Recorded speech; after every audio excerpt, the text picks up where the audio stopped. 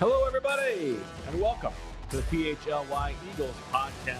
Thursday morning, 11 a.m. Bo Wulf, Zach Berman. Lots to talk about as we prepare for the NFC Championship rematch on Sunday. The San Francisco 49ers coming to town. We're going to talk about the difficulty of having to stop this Niners offense that is first in the league in DVOA, presents so many different problems for a defense that is a little bit talent poor at linebacker right now. Zach, we'll get into that. We will have our weekly roster draft. We'll have the news from the NovaCare complex yesterday, but I think we got to start. Congratulations are in order for Zach Berman, nominated for Pennsylvania Sports Writer of the Year. Congratulations. I appreciate that. The association, like the other people on that list, makes it an honor because there's some awesome writers and reporters on that list. So thank you very much. You're very welcome. I didn't think that it was necessary for you to take so many shots at Gelb in text message last night, but that's okay. I would never take a shot at Gelb. Also, condolences on the passing of Charlie Munger. I know that was. Well, first off, condolences to Charlie Munger and those who know him. I got to say, one of the odd things in doing this show with you for 5 years is that when Charlie Munger, one of the great financial minds of I was gonna say our time, but of the past century. Yeah. When he passes away, I get all these messages, condolences, as if Charlie Munger dead. Charlie Munger dead. Yeah, Charlie Munger dead. But Henry Kissinger dead. In all earnestness, there's a lot to be learned from Charlie Munger and a wise man. Okay. And by the way, very influential in a previous game we played in my super forecasting approach, which paid dividends when I won. So I don't believe you won. I literally won 2 years ago. 2 years ago. Okay. Yes. And I won last year. Okay, 2 years ago I won, and his whole thing was about holding. Right? Well, it's interesting you bring up super forecasting, Zach, because I believe we're going to have a special guest on tomorrow's show, which we are very much looking forward to. One of the architects of super forecasting going to join us in studio. So we're looking forward to that. Stay tuned for that. But Zach, the prof. Yes. Yes. You know what? I tried to be a little bit hinting at it, but you've just come out and said it. So there you go. Well, there goes the surprise. I hinted at it too. So those who know, those who who don't will be in for a treat. And for our new listeners, you will love this.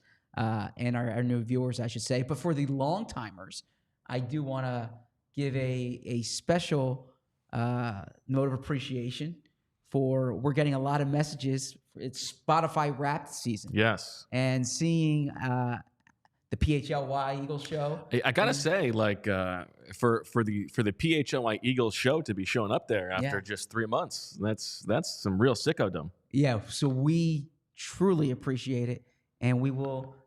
There are a couple I've seen that have both the old show and the new show in there, which is real dedication. And that's the most rewarding part of this job. So I appreciate it. Now, what was on your Spotify Wrapped?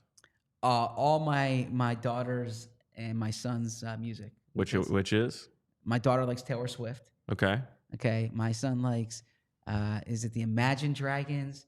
And really? Or yeah, I think it's called the Imagine Dragons. Good for him. I believe it's just Imagine Dragons, but it's also a good setup for an internet punchline. But we'll save that one for a different day. Did I say something that's going to get me in trouble?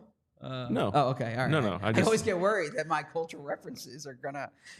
I'm going to tell you. I was just going to tell you. Let me pull up mine here. The Wrapped. So we got.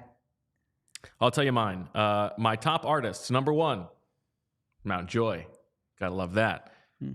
Number 2. Now, see, I don't trust my Spotify Wrapped because the songs are not. You would not correct. Trust technology. It's literally No, but it's not. It's not accurate. I think there are certain things that don't qualify for them because all we listen to all year long is this Science Songs album from something called Moxie. That's what we listen to when we're driving. Nowhere to be found in the top songs.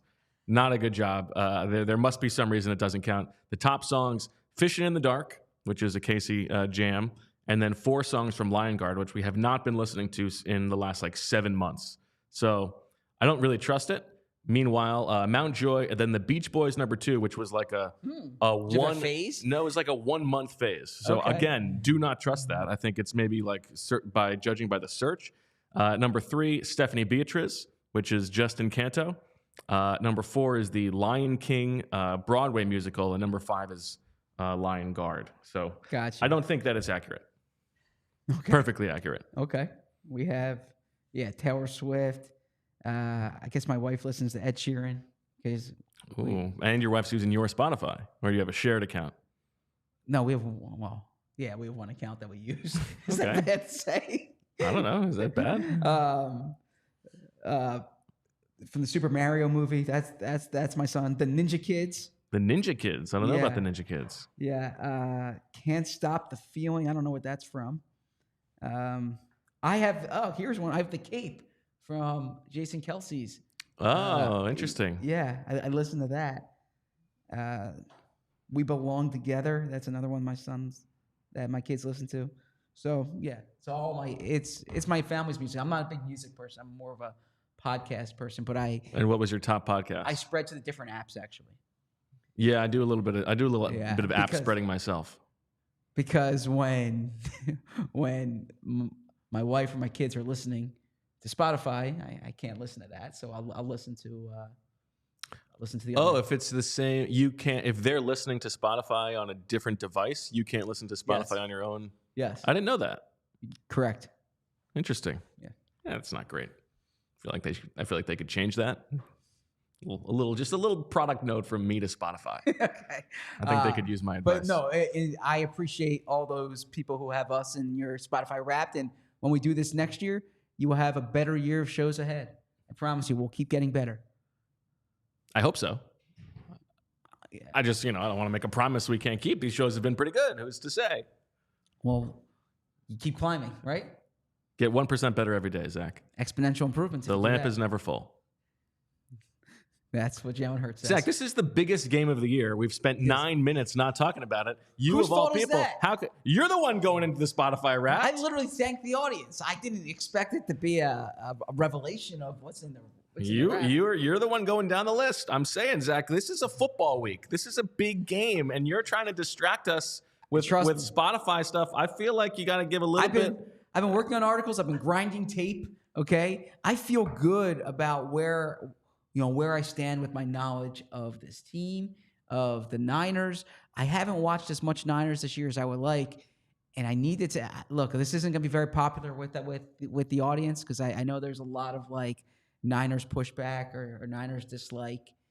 The Niners are legitimately good, man. The Niners are, from a person like Kyle Shanahan gets a lot of attention. I don't think anybody's arguing that they're not a good team. No, Kyle Shanahan gets a lot of love, and the scheme's great. I get that. But the personnel is awesome. And what they've put together in terms of offensive personnel and these interchangeable parts, and Brandon Aiyuk's taken another step this year. He is dangerous. You combine him with Deebo, and then you have Christian McCaffrey, who plays every position. I said if Christian McCaffrey had WR next to his name in the 2017 draft, top 15 pick as well. Right? That the Eagles were strongly considering him at number 14. He didn't last there. I think he would be a bad pick if he was just a slot receiver. If he wasn't also a running back. See, why are you making him just a slot receiver, by the way? Well, if he was just a wide receiver, I don't think that he would be a top 15 pick. Why just a slot receiver? Why not? Why can't he play on the outside? Well, that's fine, but I still don't think he would be a top 15 worthy pick as just a wide receiver. Obviously, the running talent is baked into that. Yeah, he is a special receiver as well. He is one of the best players in football, regardless of position. And then you have Kittle. So there's so much to like on that 49ers offense. And I know we'll get to it here, but this is a tough week for the Eagles to be undermanned in the middle of the field. Yeah, we're going to get into all this. Let's start with the news. You were there yesterday because we didn't have a show yesterday. You had your report from NovaCare went up on the PHLY YouTube and on your Twitter. But and shout out to Julia, our outstanding. Well, she's producing the show. She does so much more here than that. But Julia put it. My initial, I taped it from NovaCare, okay, because I wanted You're a big backdrop guy. Yeah, I wanted the backdrop. I had a tripod that I set up, and I put the phone on it. And that way, because the last time I did it from Novacare, I always appreciate notes, and Julia gives great notes. I was a little too close. I unfortunately don't have the long arm. I don't have the Shaq Leonard arms. So I was a little too close. So I set up the tripod, put my phone there. The problem is I didn't use a separate mic. I used the phone mic. The wind made it tough.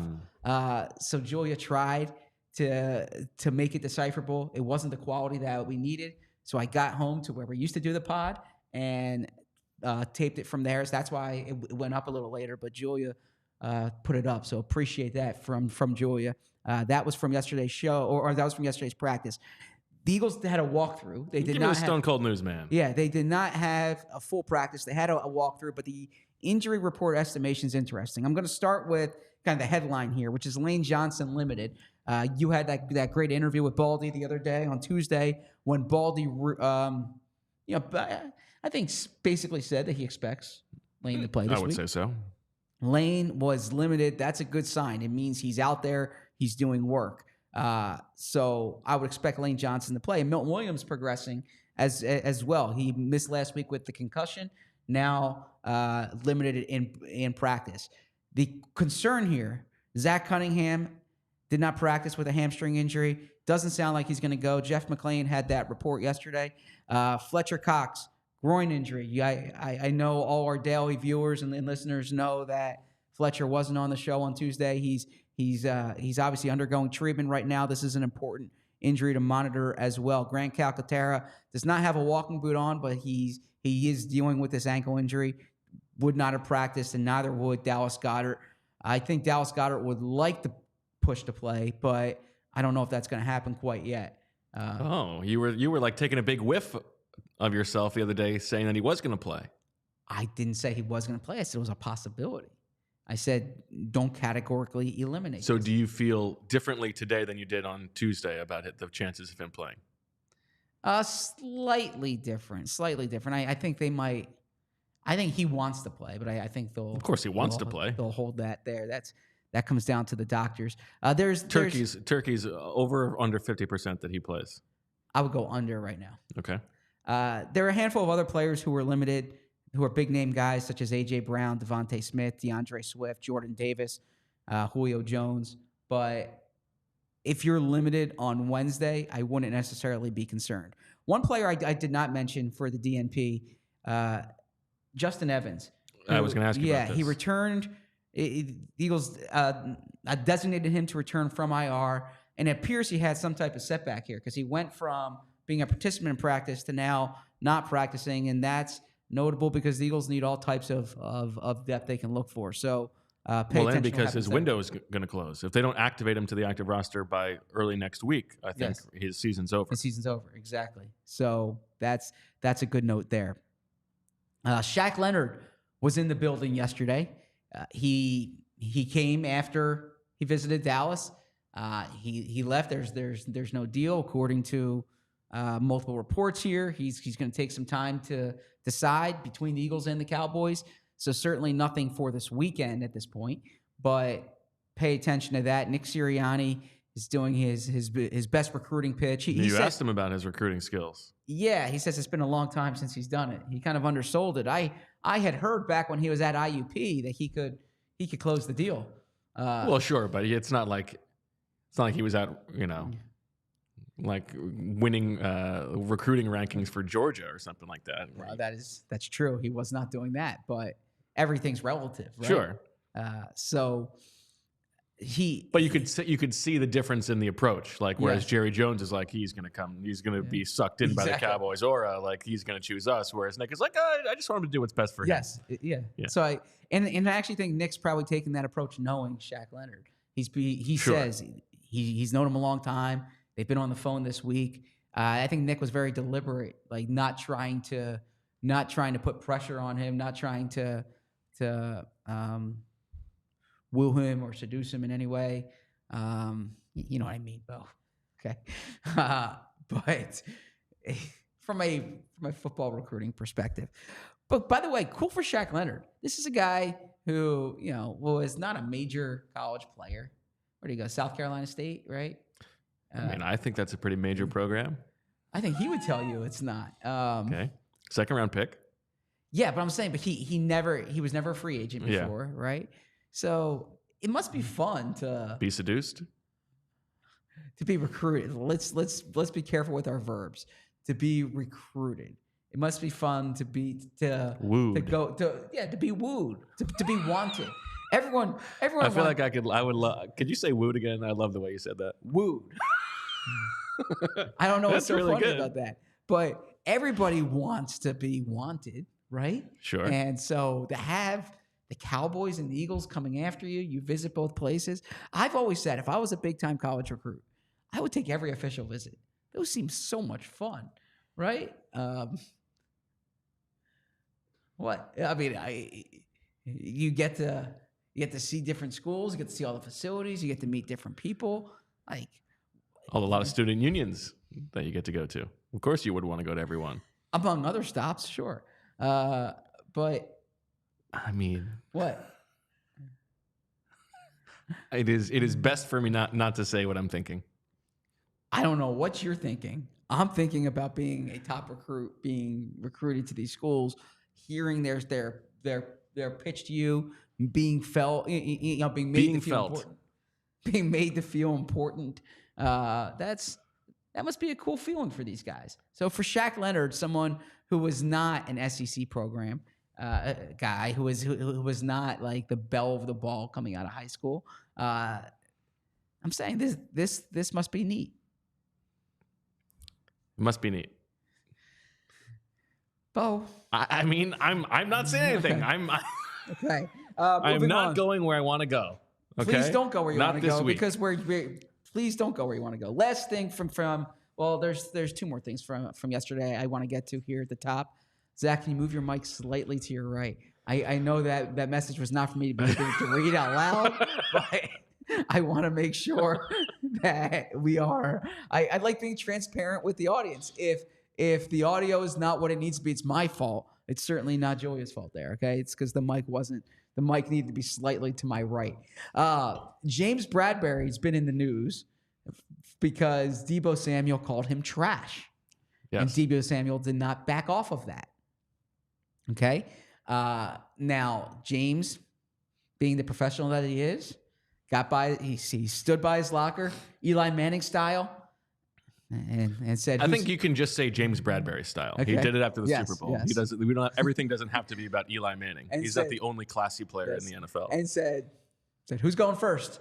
And he was ready. He said all the right things. He says he wished that, he said he didn't like hearing that. He wished Deebo Samuel used a different word to describe him. But all he can control is like his work ethic and the way he handles each day. He was asked why Deebo Samuel might have said that. He said you have to ask Deebo that. He said he thinks based on the clips he's seen that they thought they had a good game plan going into that game. They thought they had some routes that were open, but clearly the Eagles decimated the 49ers that day. So let's see Deebo Samuel finish a regular season healthy for once in his life. James Bradbury took the professional approach that you would expect from James Bradbury, but I do know from being in that locker room and asking around, there are guys who are excuse me, pretty. I agree. Somebody was texting me that they think there are a lot of good-looking players. On the Eagles pretty this year. Frustrated, pretty annoyed. I shouldn't say frustrated, just annoyed at the chatter coming from San Francisco. How could you not be? It's been nonstop, and it's so unbecoming. All they've been doing is complaining since that game. It's wild. Of course, the Eagles are going to feel some kind of way about that because they keep our names out of your mouth, right? Yeah, and there's this idea. Weird. There's this idea that something unfair happened to them. Yes. Nothing unfair happened. They didn't block a guy, and their quarterback got hurt, and then their quarterback got hurt again. And you know what? They've got a terrible offensive line, and that's the situation again this week. Yeah, I even saw something and then Nick Bosa got hurt by a gunner running into him. I mean, come on. Yeah, meanwhile, and I did rewatch the game this week. I had forgotten about how pathetic the end of that game was when like Trent Williams is picking a fight with Kayvon Wallace when they're down by 30 points in the fourth. Like, what are you doing? Yeah. Like, and Jalen Hurts grow up. Jalen Hurts gets unnecessarily hit out of bounds. Yeah. I mean, it's like the Eagles are taking a very deliberate approach this week. You heard Nick Sirianni say yesterday, like it's similar to the Chiefs game last or 2 weeks ago. These teams have changed. It's not the 2022 Eagles versus the 2022 Niners, but there's got to be a part of the Eagles that are like, come on, guys, seriously. Yeah. Now I do think that that is sort of a factor in this game. That it means more to like the Niners are favored for a reason. The Niners are, as you said, that this is a very, very good team. The offense is awesome. The defense is okay. Like there are a lot of reasons to think that the Niners should win this game. They're also, they've got extra rest. The Eagles are dealing with these injuries. But I do think that if the Eagles like get out to a lead in this game, can't you see the Niners just going on tilt and like totally getting out of their game plan and like chasing these fights? Like that just seems like the way that they're wired. For sure. I mean, I'd be mindful of that if I were the Eagles.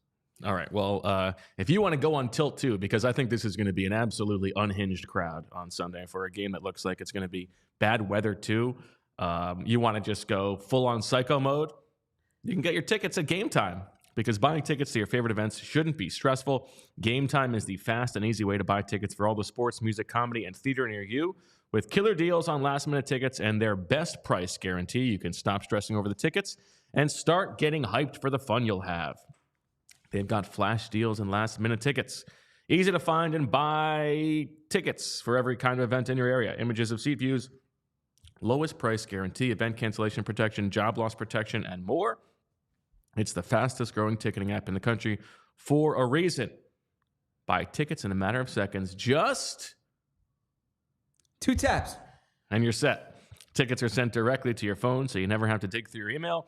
Snag the tickets without the stress with Game Time. Download the Game Time app, create an account, and use code PHLY for $20 off your first purchase. Terms apply. Again, create an account and redeem with code PHLY for $20 off. Download Game Time today. Last minute tickets, lowest price guaranteed. So there's just one other colorful thing that I want to add from yesterday. Okay. Jalen Hurts, who as we all know is very seldom, he doesn't reveal much about himself, right? He's pretty guarded. I thought it was a good spectrum into who he is when he was talking about going to the Sixers game on Monday night. He said that he very rarely goes, but he's never been able to see LeBron play, and he's never met him. And he wanted to meet LeBron. He talked about how transcendent LeBron is, both on and off the court. And so he wanted a chance to watch him and see him and kind of pay the respects that way. But this is the part that I thought was cool. He took his dad to the game, and he wanted his dad to shake LeBron James's hand too. It makes me feel old when it's framed. He's like, LeBron's an older guy, so my dad, he's kind of like my dad's watched him, but it's true. LeBron's played 20 years, right? So I thought that was neat. Jalen Hurts, for all that he's like the coolest guy in the room, he's the face of the franchise, all this stuff. Like he's still a son, and I thought it was real cool that his dad's in town. He took his dad to the game, and he spent he could have done anything on Monday night.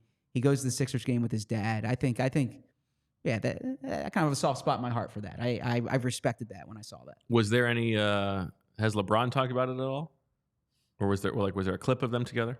I did not see that. It's a good question. I should look that up. Now they're obviously represented by the same agency. I was surprised they haven't met before, but still, that he said obviously I met him and had a chance to talk, and yeah, maybe trying to woo him. The Eagles could use some tight end depth. Yeah, LeBron was quite the player at St. Vincent St. Mary's. And you, of course, filmed him as a high school basketball player. I did. I was there, second row. My brother's team, my high school was playing against him. This was Alex. This is Matt. This was Matt. Yes. It was a great game. It was LeBron's junior year, and he was awesome. And then your dad famously taped over it. I wouldn't say famously, but yeah, my dad taped over my daughter's ballet recital. And my dad would have probably told you back then that my daughter's ballet, I'm sorry. His daughter's your sister. His daughter's my sister. That my sister's Jenna. ballet recital. Yes. If we're sharing the names of everybody here. That my sister's ballet recital. Is that a secret? That my sister's ballet recital is more important. Well, famously, she is the LeBron of ballet. My sister is amazing. She's most definitely not the LeBron of ballet. I went to those ballet recitals, and she's most definitely not the LeBron of ballet. Wow. That's not a shot she would tell, but she's amazing in so many other ways. Just what NBA player would be her ballet comp?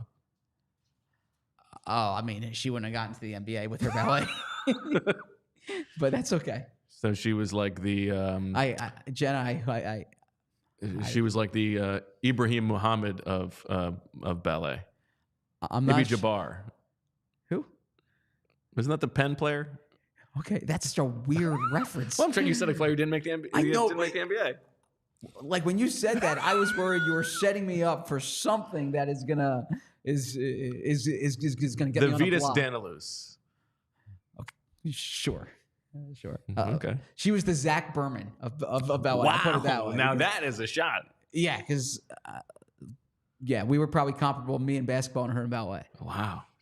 Poor Jenna taking strays. All she's doing is trying to get a preview of the Eagles-Niners game, and you're taking shots You're for the ballet. one who brought it up, Bo.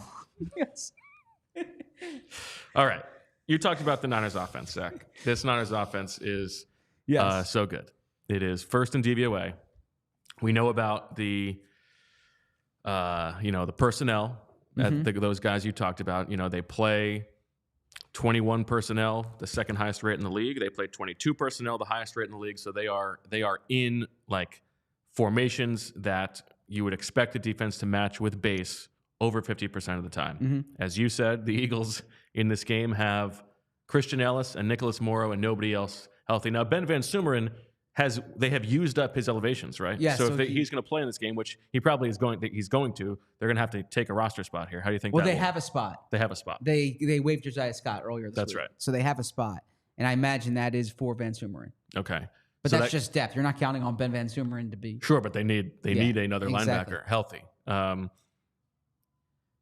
Obviously, that is a matchup that you think is exploitable for the Niners, right? Kyle Shanahan is very good at exploiting linebackers, getting those guys in space, and Brock Purdy is very good at throwing over the middle of the field. This is like problem number one, the thing that Sean Desai is going to have to solve for in this game. Do you expect we're just going to see Ellis and Morrow? Do you think this means some heavy dime with Sidney Brown being the second box player?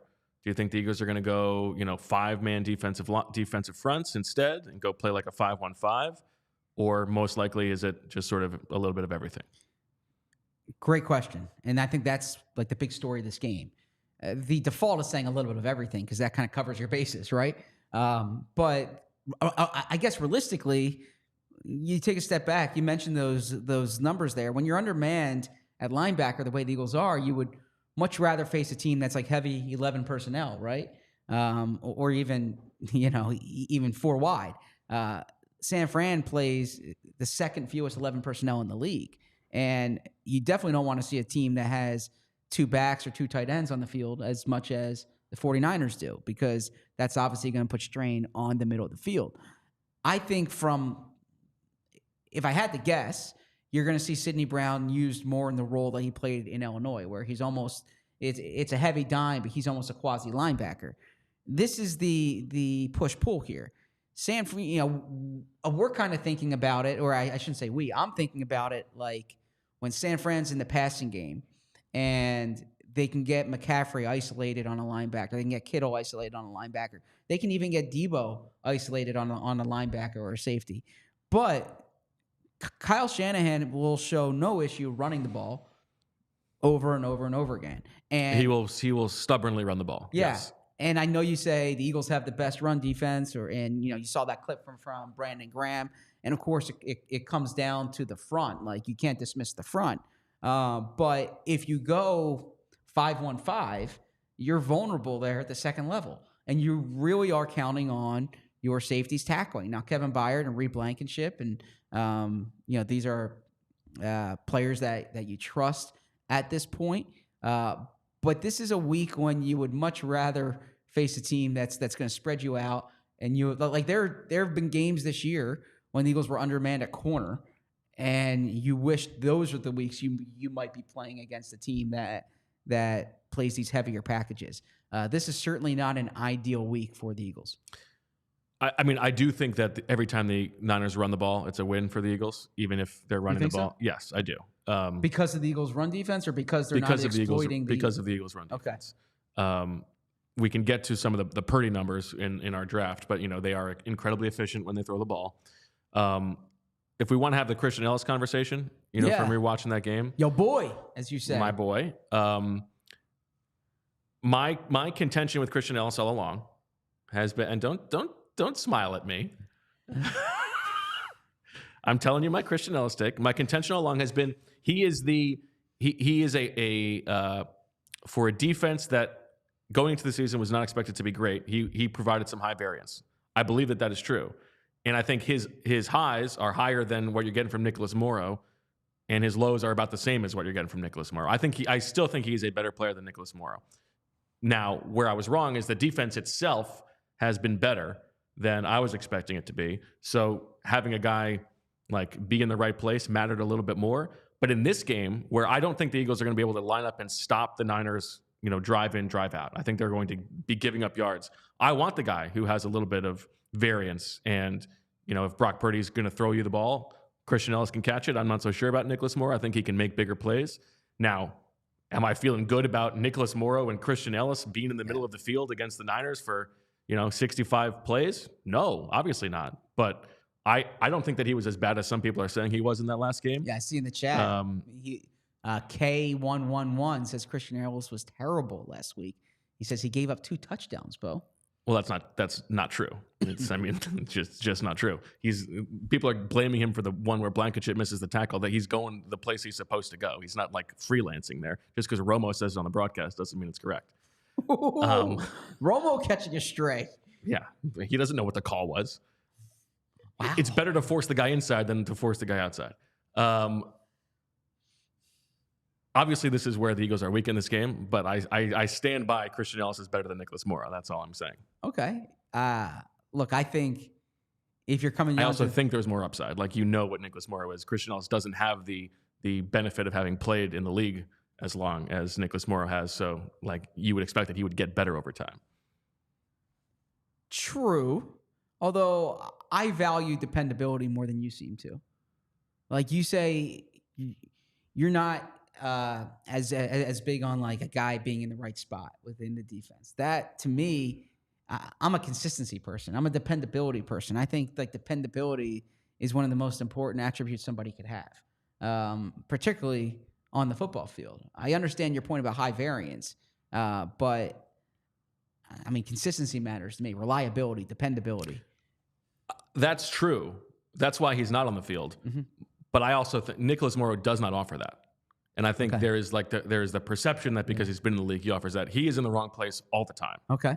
Zach Cunningham offers that and has done that. I don't believe that Nicholas Morrow offers that. That's really my main point. Yeah. I think that the Eagles I don't think they have a good solution right now. This is a personnel issue. And look, I'm not going to rip Howie Roseman for where they are at linebacker right now. First off, they're 10-1. They're winning games, and we know the way they view linebacker. Nakobe Dean's hurt. Zach Cunningham's injured. Nakobe's injured. Zach Cunningham's injured. They're in this position because of injuries. The Eagles were never going to have. Sean Bradley's injured. They were never going to have this deep cupboard at linebacker. It's just the reality of the situation. It's unfortunate that these injuries are compounding.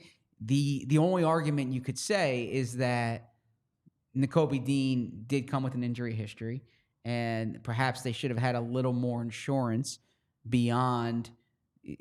But essentially, that's what Morrow was, and Morrow started the season on practice squad. Morrow was not expected to be the number 1 linebacker in week 13.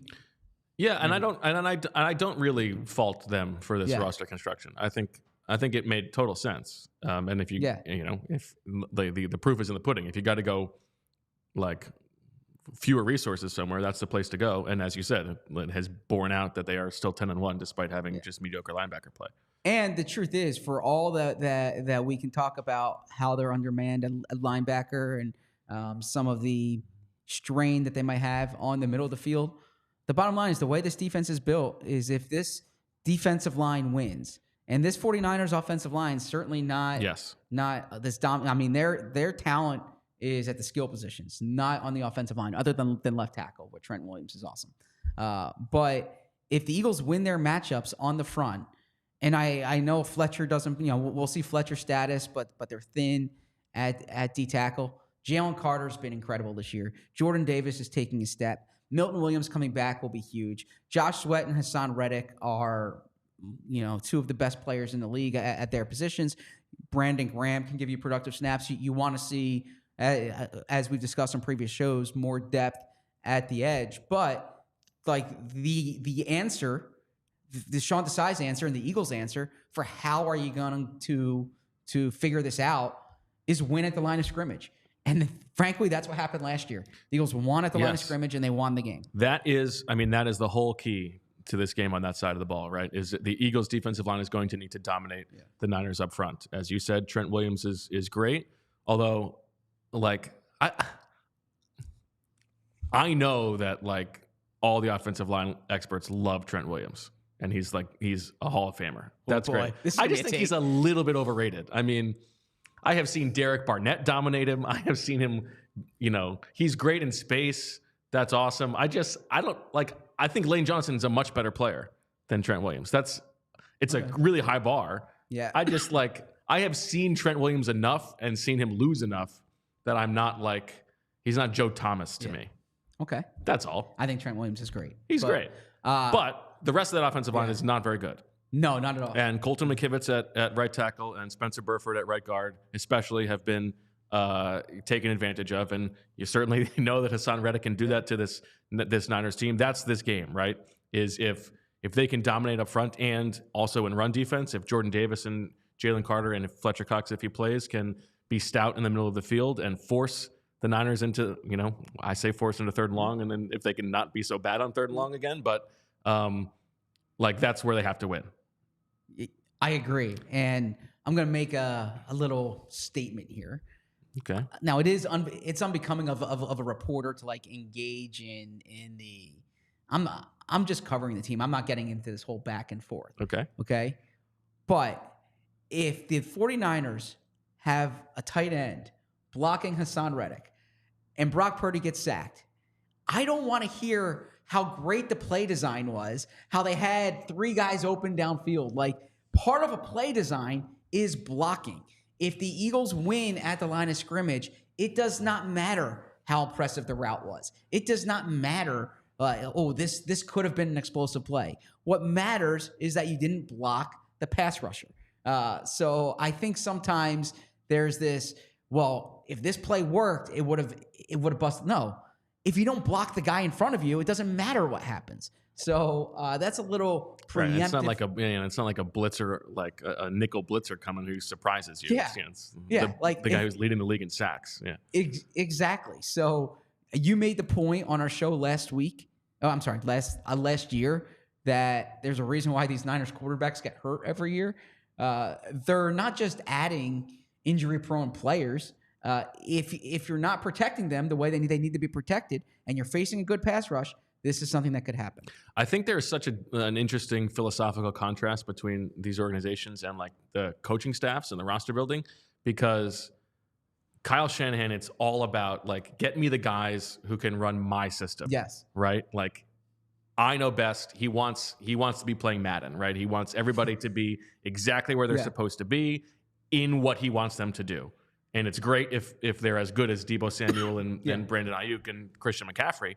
But he wants somebody pressing the buttons that he wants them to be pressing. Whereas Nick Sirianni, it's get me the best players, and I will let's find a way to get them the ball. And sometimes the offensive scheme is not the most impressive stuff on the chalkboard, but if you've got A.J. Brown matched up one-on-one, like, let's throw him the ball. Exactly. And there's, in the roster construction of it, they both load up on the defensive line, but the Niners do not load up on the offensive line. They do not have that long-time organizational emphasis, and that's part of the problem for them up front, and that's where, that is where the Eagles need to exploit them. Well said. Well said. Tell me about Wheelhouse Cards, Zach. Yes. I love local stores and supporting Philly businesses. I saw Wheelhouse Cards. It's the go-to sports card gift and apparel shop in the Delaware Valley. Their motto is cards and community because love of sports unites us all. They carry all of your favorite card brands like Topps, Chrome, Baseball, and Mosaic Football, as well as t-shirts, hats, and hoodies from brands like Mitchell & Ness, 47 brand, Junk Food Starter, and Shy Vintage Sports, which is celebrating 10 years, I believe. Looking to grade your sports card collection, Wheelhouse offers PSA grading submissions. They also host tons of different family-friendly events and birthday parties every month. Stop into either of their stores in Wayne or Westchester. They're open 7 days a week at 11 a.m. Use code PHLY and get $10 off any purchase of $25 or more in store. Also, be sure to give them a follow on Instagram at Wheelhouse Cards. I follow them and enjoy their content. All right, Zach, let's get into the draft as we use that as a way to continue our discussion of this matchup. Should we do rock, paper, scissors? Let's do it. All right. Wait, I missed last week. You did miss last week. Yeah. Ready? 2 out of 3. Okay. Rock, paper, scissors, shoot. My scissors beats your paper. Okay. Ready? Rock, paper, scissors, shoot. Your paper beats my rock. Okay. Wait. Okay. This is supposed to be a rapid fire game. Strategy. Rock, paper, scissors, shoot. I knew it. Your scissors Boom. beats my paper. Okay. I knew it. So I'm up first. And look, One pick and then 2 picks and then 1-1-1. I know that there's this underground argument to try to get Brock Purdy into the MVP contention. And I understand Brock Purdy's numbers they're impressive this year, and he's playing better, and he's putting the ball where it needs to go. To me, this is not a contest. Jalen Hurts is superior to Brock Purdy.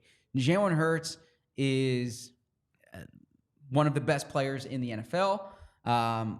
He needs to reduce turnovers, but he makes plays so many different ways. He takes advantage of the players around him, but also he can create plays on his own. I know we've kind of put to bed the Bills game, but man, that pass to OZ, every time I watch it, that's your MVP throw right there. That was a great play, extended the play, made the throw, put it only in a spot where OZ could catch it. I feel strong in this. I really like this 49ers roster, but I think the Eagles have not just an advantage at quarterback, but a notable advantage at quarterback. And so I'm going with Jalen Hurts, or I'm going with the Eagles quarterback as the number 1 pick. So Brock Purdy, number 1 in the NFL in EPA per dropback. Mm-hmm. Jalen Hurts is 8th. Purdy is 2nd in success rate. Hurts is 6th. Brock Purdy has been awesome on an efficiency basis. I am with you that the drumbeat to get him involved in the MVP discussion is preposterous. He is maximizing his chances, but he is not the engine that drives that offense, right? Your boy, Christian McCaffrey, is the engine who drives that offense. Happy to claim Christian McCaffrey as my boy. That guy is incredible. If you just look at the percentage of offensive yards that the quarterback is responsible for, so passing yards plus rushing yards, Purdy is 16th in the league. So volume matters in a most valuable player conversation. There are 4 guys in the NFL who are in the top 10 in EPA per play, and also the percentage of the offense that they account for. It's Patrick Mahomes, it's Justin Herbert, it's Jalen Hurts, it's Josh Allen. So that sort of tracks with what you would think. I agree. I think this is the right pick for you. Jalen Hurts is a far superior player to Brock Purdy. He can do more. He can answer more questions. And Brock Purdy also, again, this is, how insightful is this? But turnovers are going to be a huge part of this game. If the Eagles are going to be as loose with the football as they have been at sometimes this year, they're going to lose the game probably. But Brock Purdy has been loose with the ball. And, everybody's talking about the interceptable play, the turnover-worthy plays, which is kind of a, how much do you trust that stat? But he will give the Eagles chances to pick this ball off. So that's a huge factor in this game. I think you made the right pick. Appreciate that. All right. Tough for me here because, certainly both defensive lines are fantastic. So not a huge delta. I would have a preference, but not one that is huge. And you could say the same about wide receiver. And so I will stay true to if I didn't have two picks, what I would take first. I think the biggest difference in a position that matters is the Eagles' interior offensive line. So I will make that the first pick, and I will follow that up with I'm going to take the tackles as well. Okay. So I'm going to take the entire Eagles offensive line with my two picks. We don't know about Lane Johnson. We expect him to play, but he will be hampered if he does.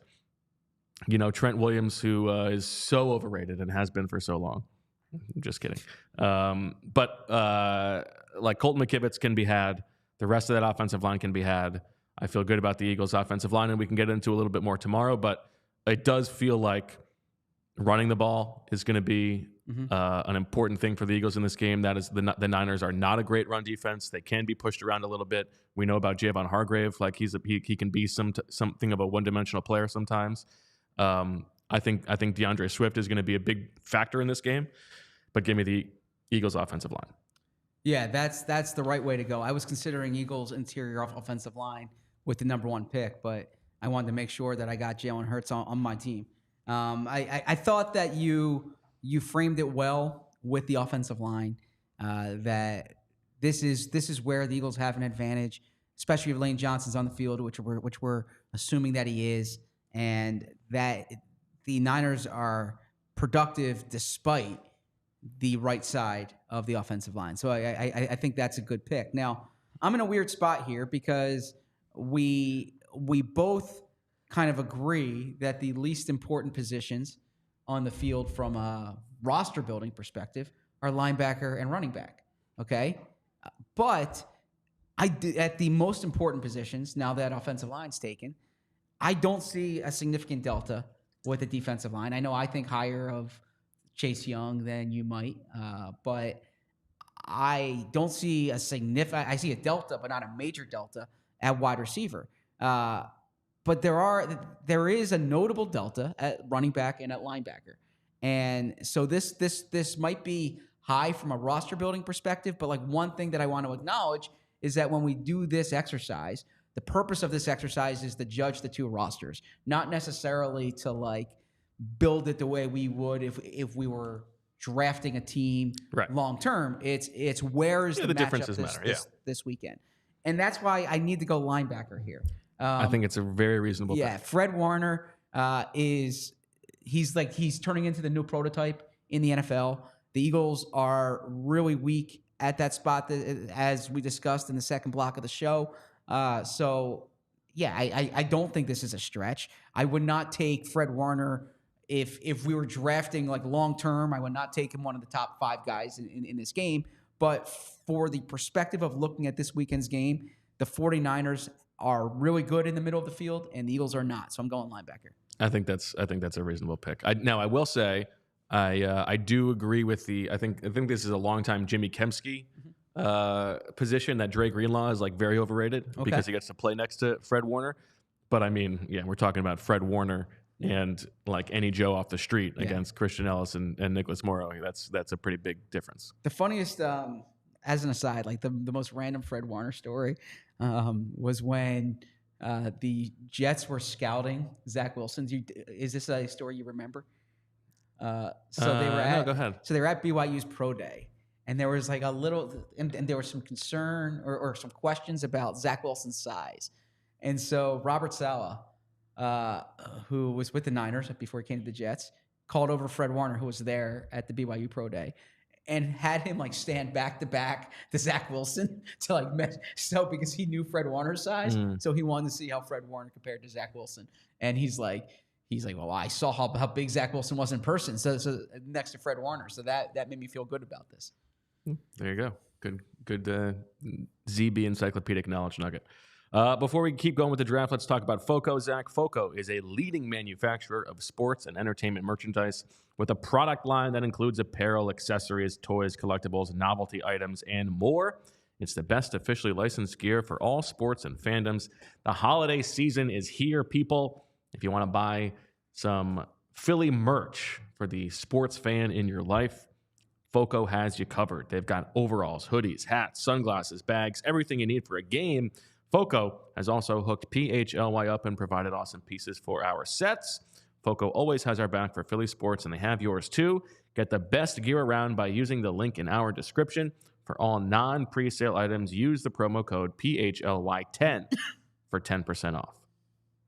All right.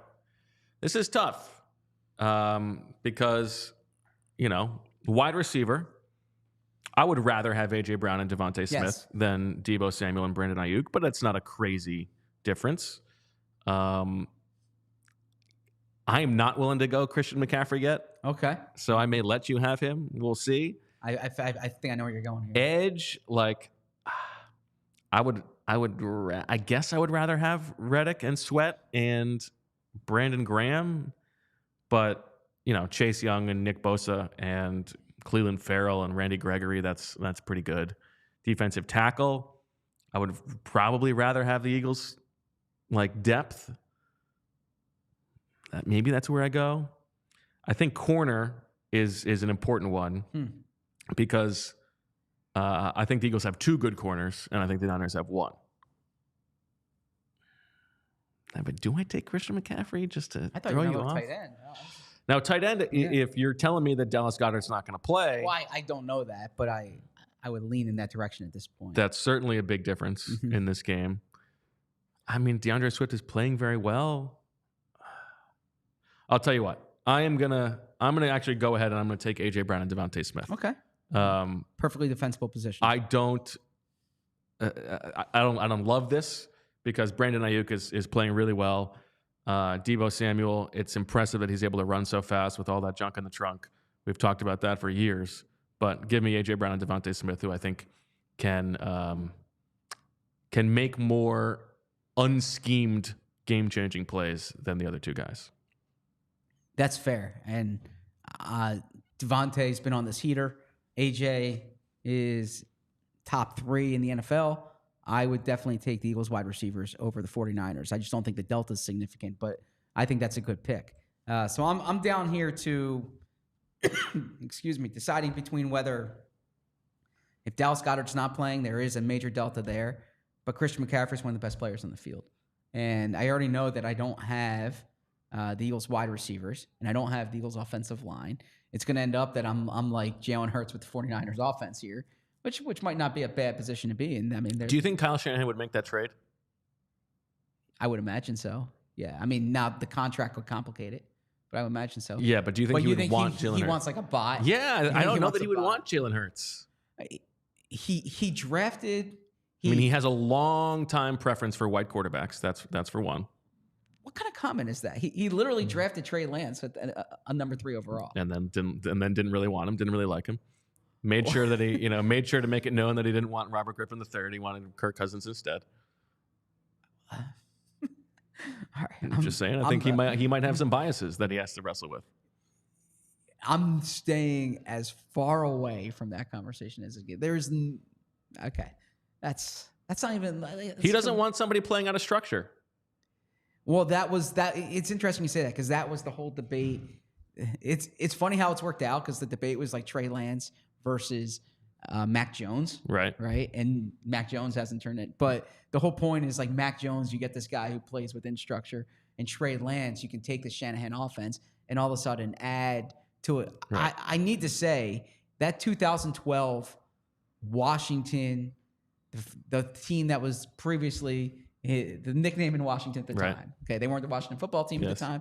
The Washington in 2012 was a revelation to watch. RG3 was incredible. That system was perfect for him. The way they ran the ball was awesome. It's a shame. I was there in that Washington-Seattle playoff game when RG3 got hurt, and there's a part of me that always wonders what happens if RG3 did not get hurt because that year was special. And if RG3 had not gotten hurt, then maybe Kyle Shanahan never recognizes that injuring his own quarterback is his kink. You're really anti Kyle Shanahan. Man. Just trying to warm up for everybody for Daniz tomorrow because I know that he's going to come out firing on Kyle. You actually know how to play the crowd as well. ZB's scared of reporting the truth. I have no evidence of Kyle Shanahan. Like, I'm staying away from that because I know that's to me, it's such like a weird take. So anyways, tight end or running back here. There's more of a delta at tight end, but give me one of the best players in football. I'm going Christian McCaffrey. He can do so much for you. He's a game changer. He's a rare player. He's a special player. Anyone who has him in fantasy football this year is seeing it, but anyone who's watched him going back to Stanford, there just aren't people in this world like Christian McCaffrey. So give me Christian. I'll be happy to take Christian McCaffrey. All right, I will move things along a little bit. I'm going to take the Eagles corners. Okay. I'm going to take Darius Slay and James Bradbury, even if he's trash, over Charvarius Ward, who is very good, and Diamador Lenoir, who is just okay, and Ambry Thomas, their nickelback. I don't think it's a huge difference, but I like Slay and Bradbury more, and I think the position matters more than you're going to get Kittle over my Jack Stoll probably, but that's okay. Yeah, you made the choice easier for me. Give me George Kittle. So now I have the number one DVOA offense in the league with Jalen Hurts as an upgrade at quarterback. That's pretty good. I'll take that. Yeah, you have just the Niners offense with Jalen Hurts. I have the Eagles offense with Brock Purdy. Which I'm not sure. I'm not sure Nick Sirianni would make that trade. No. Okay. Well, now you're putting the onus on me to pick a. And now the safeties, the Niners safeties are not very good right now. They just lost missing Talanoa Hufanga. Yeah. You could even make a case that the Eagles' number one DVOA special teams or the Niners' bottom 5, bottom 10 special Michael teams Clay revenge game could be a factor here. Which way am I going at the defensive line? Oh, man, that's tough. I think I'm going to go with the Eagles' defensive tackles. Now, Eric Armstead and Javon Hargrave are awesome. Yeah. Probably, even arguably, the best defensive tackle tandem in the NFL, starting tandem, right? But if Fletcher Cox is able to play in this game, which I kind of think that he will be, you've got 3 guys, plus Milton Williams is probably coming back. I think they're deeper there. I think they can solve a few more problems because Jordan Davis can be so good against the run. Jalen Carter can do both things, whereas the Niners guys are a little bit more one-dimensional. They have not done a great job against the run. So I'm going to take the overall quality of the Eagles' defensive tackles here. Yeah, that's a defensible position. By the way, I wrote the other day that the opinion that I had on the show that Jalen Carter might incredibly be an upgrade over Javon Hargrave. And the response that I received overwhelmingly was like, of course, like, is this even a debate? That was my response. I think people forget how good Javon Hargrave was, and I just want to give a shout out to, like, the Javon, because sometimes sometimes when people leave, it's like out of sight, out of mind. Javon Hargrave had 11 sacks last year from the interior. He had, I think, 18 sacks over the last 2 years. He was a key part of 2 playoff teams for the Eagles. The Eagles signed him to a 3-year, $36 million deal. He outplayed that contract. He was probably the second best player on the defense last year. Yeah. So I think Jalen Carter's incredible. And I think Jalen Carter is going to be one of the best players in the league. When I wrote that and when I said that was meant as a compliment to Jalen Carter. And somehow it was interpreted as like a slight to Jalen Carter. No. I think of Javon Hargrave in very high esteem. And so I think Eagles fans should remember just how good Javon Hargrave is. There's a little Javon erasure, if you will.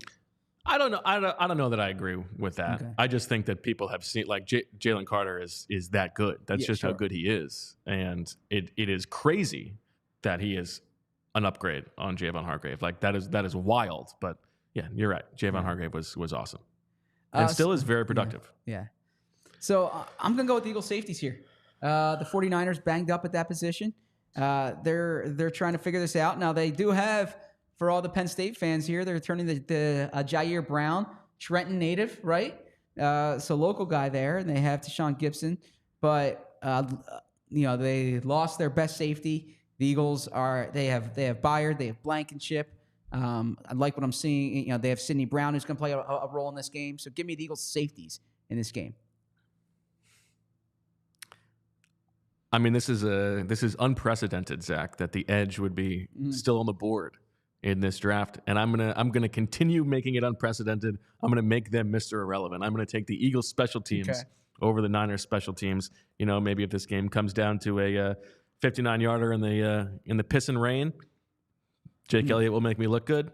But more than Jake Moody, who was a team coming off an NFC Championship game, the first pick of their draft was a kicker who is just okay. Hard to defend that one. Give me Jake Elliott and the Eagles special teams. So anyone who knows my proclivity for roster construction and the type of players that I like, these big time college players. Keep dropping my pen cap. Yeah, that's a shame. These big time college players drafted high. I mean, an edge rushing group that has Nick Bosa, Chase Young, Cleveland Farrell, and Randy Gregory, with Robert Beal Jr. as like the fifth guy, would seem to be like my type, right? Because now in Chase Young, I am so bullish on Chase Young. I think Chase Young is going to be awesome. That said, Hassan Reddick and Josh Sweat have done it more. Now, Nick Bosa could have been the defensive player of the year last year, right? He was that good. I think he was the defensive player. Yeah, he was the defensive player of the year last year. He was that good. But Hassan Reddick and Josh Sweat, I just like the consistency that they play with. I frankly think they have more of a chance to be productive against San Francisco's offensive line than the San Francisco edge rushers have against the Eagles' offensive line. So when we go back and we grade this after the game and we see who was productive, I am going with... But then I can just say, Nick Bosa would have done the same thing to Colton McKivitz. Sure. I'm going with Hassan Reddick and Josh Sweat here in this matchup. I think Hassan Reddick's one who kind of takes this personally. So give me Hassan. Yeah, I think I would rather have Reddick and Sweat than Bosa and Chase Young by like a very small marginal bit. But I would probably rather the Niners' depth is better. Sure. And the Eagles guys are coming off playing so many snaps last week, so it's a tough call. I don't necessarily disagree with the pick, but you could argue it either way. All right, let's run this down quickly. On offense, Zach has Jalen Hurts and the entire rest of the Niners offense. That does seem pretty difficult to beat. Whereas I have Brock Purdy and the entire Eagles offense. Hanging my hat on the offensive line. Hope that makes a difference there. On the defense, Zach has the Eagles edge rushers, the Niners defensive tackles, the Niners linebackers, the Niners corners, the Eagles safeties, and the Niners special teams. I have the Niners edge, the Eagles defensive tackles, the Eagles linebackers, the Eagles corners, the Niners safeties, and the Eagles special teams. Unless the Eagles really, really dominate on the offensive line, I think this is looking pretty good for you. We'll see. Just saying. We'll see. It's good. And I'm looking forward to tomorrow's show because it'll be interesting talking Eagles against 49ers. Eagles offense versus 49ers. I'm looking forward to our special guest. I'm looking forward to Goose Wisely. Quick thing. Tomorrow, we did not mention it. Deshaun Jackson, one of the great players of the last 2 decades in the Eagles, officially is retiring with the Eagles tomorrow. He will be an honorary captain this weekend. He wants people to be wearing their number 10 jerseys in the crowd this weekend. So big pump for Braden Mann, but it is important to mention that I think Deshaun Jackson. I know it was kind of a checkered career in the middle there when he got cut unceremoniously, but inarguably, you have any deep reporting on that? There could potentially be. Something that kind of looks at this period of the Eagles coming out soon. Okay. So, but Deshaun Jackson, without question, one of the most exciting players that I've ever covered, and revered by teammates too. Just a different type of player. I had a Q&A with him that's on all PHLY that appeared during the bye, where he kind of talked about his relationship with Jalen Hurts and his time in Philly. Excuse me, the diehards can check that out. But yeah, he will officially retire as a member of the Eagles tomorrow. When I think of Deshaun Jackson, I think of when I first started covering the team. I was an intern for the Eagles in 2009, started during training camp. And Deshaun Jackson is the first best player I've ever seen. Every single day in training camp, completely uncoverable. And it was like, how could there be so many elite athletes on the same field, and this guy is playing at such a different speed than all of them? Great anecdote, he's one of the best practice players I've ever seen. That was even the case when he came back for the Eagles with Carson Wentz. Remember how dominant he was during training camp? It was crazy. Yeah.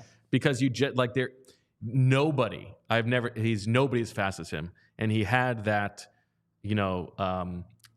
total naivety about how small he was relative to everybody else on the field, like that crazy confidence that you need to have as a wide receiver. I would still say probably my favorite player to watch on the field from my time covering the Eagles. Just awesome. So well said. There you go. All right, that'll do it for the PHLY Eagles podcast on a Thursday. Back tomorrow. The professor is going to be joining us in studio. Can't wait for that.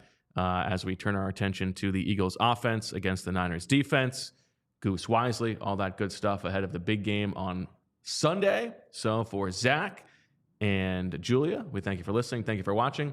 We'll talk to you tomorrow. And as always, we love you. We all silly like the mayor.